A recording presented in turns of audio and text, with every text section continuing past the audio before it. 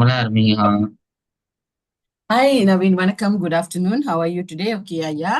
So நம்ம வந்து இன்னைக்கு வந்து part 3 உபஹான் டாபிக் பப் 1 tingkatan 5ல வந்து உங்க டெக்ஸ்ட் புக்கை வச்சு நடக்கிற பாடம் இது. மலேசியாவோட புக் இது.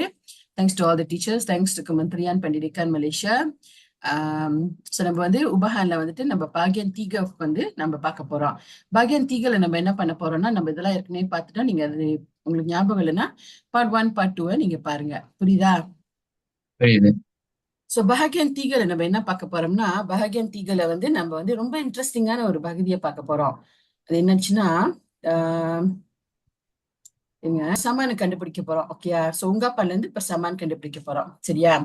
ஸோ இதை எடுத்துக்கிட்டீங்கன்னா, ungkapan வந்து diberi M 0,8 அப்ப bila N 0,125.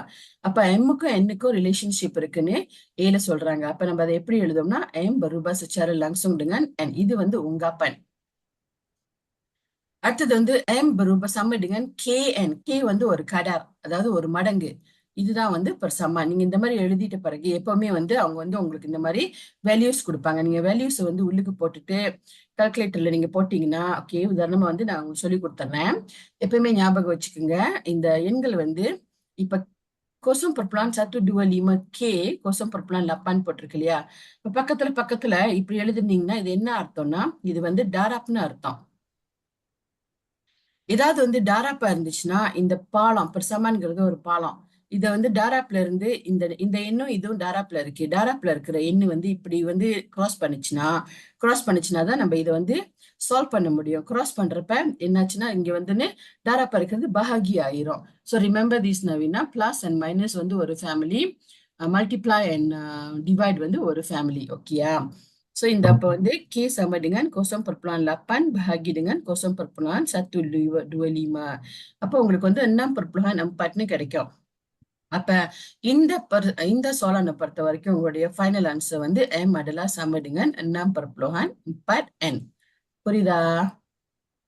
புரியுது. ஓகே. சோ ரிலேஷன்ஷிப்ல வந்து பாத்தீங்கன்னா விதவிதமான ரிலேஷன்ஷிப் கொடுப்பாங்க. சோ உதாரணமா Y berubah secara langsung dengan X-ன்னு கொடுத்தாங்கன்னா நீங்க வந்து இப்படி எழுதணும். ம் பாருங்க, Y berubah secara langsung dengan X-னா நீங்க வந்து அதை இப்படி எழுதணும். Y berubah secara langsung dengan kuasa 2னா இப்படி எழுதணும். Y berubah secara langsung dengan kuasa 3னா இப்படி எழுதணும். Y berubah secara langsung dengan punca kuasa X-னா இப்படி, punca kuasa 3னா வெளியில X. சரியா? சோ டீச்சர், எனக்கு எப்படி டீச்சர் தெரியும் இதுல எது ரைட்டுன்னு? ஐயா, உங்களுக்கு எல்லாத்தையும் கொடுக்க மாட்டாங்க. உங்களை வந்து இதுல அந்த 5ல ஏதாவது ஒண்ணு சூஸ் பண்ணுங்க அப்படியும் சொல்ல மாட்டாங்க. அப்படி சொன்னாங்கன்னா கூட நீங்க என்ன பண்ணலாம், முதல்ல கிராஃப் வரைஞ்சிட்டு எந்த கிராஃப் வந்து அசாலான்ல போறதோ அதுதான் வந்து ரைட்டான berkadaran. Ubahan yang berkadar dengan betul. Faham tak? நீங்க கண்டுபிடிக்கலாம். ஆனா இப்ப வரைக்கும் அந்த மாதிரிலாம் கேட்க மாட்டாங்க. அவங்க வந்து உங்களுக்கு நேரா உபஹான் வந்து இதுதான் அதனுடைய ரிலேஷன்ஷிப், இதுதான் அதனுடைய ரிலேஷன்ஷிப்னு தெளிவா கொடுத்துருவாங்க. ஏன்னா வந்து அதெல்லாம் வந்து புக் டெக்ஸ்ட்ல வந்து அவங்க செஞ்சுட்டாங்க. அல்ல இந்த கேள்விகள்ல மேத்தமெட்டிக்ல அதை செஞ்சிருவாங்க. சோ இங்க பாருங்க, சொந்த லீமா பார்ப்போம். புரியுதா நவீன்? புரியுது. Contoh 5 நீங்க எடுத்துக்கிட்டீங்கன்னா, pemanjangan spring XCM berubah secara langsung dengan jisim pemberat W gram yang ditanggungnya. இது வந்து நீங்க வந்து மேத்தமெட்டிக்ஸ் சயின்ஸ்ல வந்து நிறைய படிச்சிருப்பீங்க. எப்படின்னா, நீங்க வந்துட்டு கக்கி ரெத்தாட்ல வந்து ஒருவேளை கக்கி ரெத்தாட் வந்து இப்படி இருக்கா? ம் நீங்க வந்து அந்த பெண்டுலமை கட்டிட்டு பெண்டுலமை வந்து சுத்த விடுறீங்க. இங்க இருந்து இழுத்துட்டு விட்டுட்டீங்கன்னா அது இப்படி போயிட்டு இப்படி போயிட்டு இப்படி போயிட்டு இப்படி போயிட்டு இப்படி போயிட்டு வந்துகிட்டே இருக்கும். இது சயின்ஸ் பாடத்துல நீங்க செஞ்சிருப்பீங்க. அவங்க என்ன சொல்றாங்கன்னா, இது வந்து கயிறு இல்லை, இது வந்து நம்ம ஸ்ப்ரிங் பார்க்கிறோம். நீங்க ஸ்ப்ரிங் இப்படி இருக்கு. சோ நீங்க அந்த பம்பராட் போட்டீங்கன்னா வெயிட் அதிகமா இருந்தா ஸ்ப்ரிங் என்ன ஆகும்? ஸ்ப்ரிங் லூஸா இருக்கும், வெயிட் அதிகமா இருந்தா. ரைட்டா? இதே ரைட்டு. வந்து வெயிட் சின்னதா இருந்தா ஸ்ப்ரிங் வந்து சின்னதா தான் குறைவா தான் இழுக்கும். அப்ப வெயிட்டுக்கும் பம்பராட்டுக்கும் ஒரு ரிலேஷன்ஷிப் இருக்கு இல்லையா? ஒரு உபகான் இருக்கு தானே? உபகான் ஆமா. செச்சார லாப்ஸாங். ஒவ்வொரு தடவையும் பம்பராட் அதிகரிச்சுச்சுன்னா இதனுடைய பஞ்சாங்கம் அதிகரிக்கும். பத்துல்தா? சொல்லுங்க. அப்போ சயின்ஸ்ல பாத்தீங்களா? இதுதான் இந்த மாதிரிதான் நீங்க வந்து உபகானை வந்து சயின்ஸ்ல உபயோகிப்பீங்க. Diberi bahawa pemajangan spring ialah 3 cm apabila diletakkan pemberat sebanyak 200 gram. So இது வந்து உங்களுக்கு எப்பவுமே இந்த மாதிரி ஒரு நீலாய் ஃபர்ஸ்ட்ல கொடுத்துருவாங்க. எதுக்கு கொடுக்குறாங்கன்னா கேய கண்டுபிடிக்கிறதுக்கு. அப்ப Y berubah secara langsung berkadaran dengan W. Y sama dengan KW. Itu langkah pertama, ini langkah kedua. அப்புறம் அவங்க கொடுத்திருக்க நிலையை நம்ம ஈஸி பண்ணிட்ட பிறகு, okay, 200K sama dengan 3, maka K adalah 3 bahagi dengan 200 dan K adalah sama dengan 0,015. இது வந்து langkah 4, okay, langkah 3, sorry, langkah 3 dan akhir sekali நம்ம இப்படி எழுதுனாதான் langkah 4 முடிஞ்சிருச்சு. ஓகே, இதுதான் அதனுடைய விடை. புரியுதா? இந்த மாதிரி புரியுது. வந்து புக்கு டெக்ஸ்ட்ல நீங்க பாத்தீங்கன்னா நிறைய கேள்விகள் இருக்கும். சோ முதல்ல வந்துட்டு பாக்யான் சத்துல நீங்க பாத்தீங்கன்னா எல்லாமே வந்துட்டு அந்த பெர்சமான கண்டுபிடிக்கிறதுக்கான ஆஹ் அந்த அந்த உங்காப்பால இருந்து பெர்சமான கண்டுபிடிக்கிறதுக்கான லத்திகனை வந்து இங்க கொடுத்திருக்கிறாங்க. சரியா? சரி. ஏதாவது கேள்வி இருக்கா? ஒண்ணும் இல்ல. இரண்டாவது நீங்க பாத்தீங்கன்னா இது வந்து இதுதான் வந்து பரீட்சையில வர கேள்விகள் மாதிரி. எப்படின்னா 2 பாட்டு இருக்கும். முதல் பாட்டு வந்து நம்ம படிச்சிட்டோம். ஓகே, என்னது நீங்க கண்டுபிடிக்கணும். பருபா secara langsung இங்க என்ன எழுதணும், இங்க என்ன எழுதணும். அதுக்கப்புறம் sama dengan k. அப்ப y berubah secara langsung dengan x, y sama dengan kx. அப்புறம் வந்து நீலாய் கொடுப்பாங்க, ஒரு செட் நீலாய் கொடுப்பாங்க, சத்து செட் நீலாய் கொடுப்பாங்க. அதை வச்சு நம்ம வந்து y x ஈஸி பண்ணணும்னா k கிடைச்சிரும். k கிடைச்சிருச்சா, நீங்க வந்து பசமான்னு எழுதிட்டீங்களா? இப்ப வந்து இன்னும் ஒண்ணு தம்பா பண்ணுவாங்க. என்னன்னா இன்னொரு தடவை வந்து ஏதாவது ஒண்ண கண்டுபிடிக்க சொல்லுவாங்க. சரியா? சரி. ஓகே, இந்த கேள்வியை மட்டும் நம்ம குயிக்கா பாத்துருவோம். So, இங்க பாருங்க. Luas satu semi bulatan berubah secara langsung dengan kuasa 2 diameternya. Okay, பாருங்க, luas வந்து L-ன்னு கொடுத்துட்டாங்க, L போட்டுக்குங்க. யூனிட்ல எழுத வேண்டியது இல்ல, D-ன்னு கொடுத்துட்டாங்க, D-ய போட்டுக்குங்க. kuasa 2. ஓகே, கேள்வியில பாருங்க எவ்வளவு தெளிவா இருக்கு. Luas berubah secara langsung kuasa 2 diameter.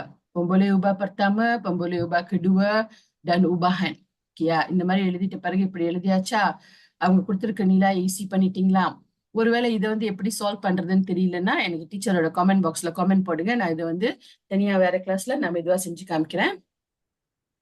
இப்ப நீங்க கால்குலேட்டர் எடுத்துட்டு 2.8 ஸ்கொயர் போட்டீங்கன்னா உங்களுக்கு வந்து அதனுடைய விடை கிடைக்கும். அப்புறம் என்னாச்சுன்னா நீங்க இப்படி செஞ்சிருங்க. முதல்ல k வந்து sama dengan 3/08 bahagi dengan 2/8 kuasa 2. இது நீங்க கால்குலேட்டர் போட்டீங்கன்னா 11/28 கிடைக்கும். இதுதான் உங்களுடைய ஒரிஜினல் பெர்சமான், அதாவது பெர்சமான் பிஃபோர் kita menyelesaikan. கிடைச்சிட்ட பிறகு இப்ப பாருங்க, இந்த கேள்வியில வந்து 2 பகுதி நான் இருக்குன்னு சொன்னேன் இல்லையா? முதல் பகுதி ஆமா. இரண்டாவது பகுதி என்னன்னா dia suruh kamu cari nilai D apabila L adalah sama dengan 19/25. இது வந்து பார்த்து செய்யணும், நீங்க மாத்தி மாத்தி செஞ்சிடாதீங்க. ஓகே, 19/25 வந்து L, D கண்டுபிடிக்க சொல்லி இருக்கிறாங்க. 19/25. அப்ப நீங்க இதை என்ன பண்ணுங்க, இதை மெதுவா செய்யுங்க. சில நேரங்கள்ல வந்து ஸ்டூடெண்ட் வந்து இங்க கன்ஃபியூஸ் ஆயிருவாங்க. என்னாச்சுன்னா இப்ப இது நான் வந்து டீச்சர் எப்பவுமே வந்து ஆல்பபெட் வந்து பீச்சங்கை பக்கத்து எழுதிக்குவேன், எனக்கு அது ஈஸியா இருக்கும். இப்படி செஞ்சாச்சு இல்லையா? அப்ப D kuasa 2 வந்து 19/25 bahagi 11/28. புரியலையா? மெதுவா செய்யுங்க. 19/25 bahagi 11/28. 11/28. இது என்னாச்சுன்னா இந்த பாகி ஞாபகம் இருக்கா? பின்னத்துல நீங்க 6ஆம் வகுப்புல படிச்சிருப்பீங்க. எப்பவுமே பாகி வந்து டாராப்பா மாறிச்சுன்னா இது வந்து தலைக்கீழா மாறிடுது, 28/11. அப்ப நீங்க வந்து இந்த எண்ணை வந்து இதுல பெருக்கி இதுல வகுத்துட்டீங்கன்னா உங்களுக்கு வந்து விடை கிடைச்சிடும். விடை வந்து 49ன்னு கிடைக்கும். அப்புறம் புஞ்ச கோசம் 49 வந்து எல்லாத்துக்கும் தெரியும் 7. புஞ்ச கோசம் 49 வந்து can be positive or -7. Negative வந்து இந்த சாப்டர்ல எங்கேயும் அவ்வளவா வராது. ஏன்னா நெகட்டிவ்ங்கிறது வந்து நம்ம அப்ளிகேஷன் கொஸ்டின்ஸ்ல பாவிக்க மாட்டோம். நெகட்டிவ் நம்பர்ஸ்னா நெகட்டிவ் காசு அப்படின்னு செய்ய மாட்டோம். அதனால விடை வந்து பாசிட்டிவ் நம்பர். புரியுதாயா? சரி. ஏதாவது கேள்வி இருக்கா? ஒண்ணும் இல்ல. ஒண்ணும் இல்லையா? தேங்க்யூ நவீன்.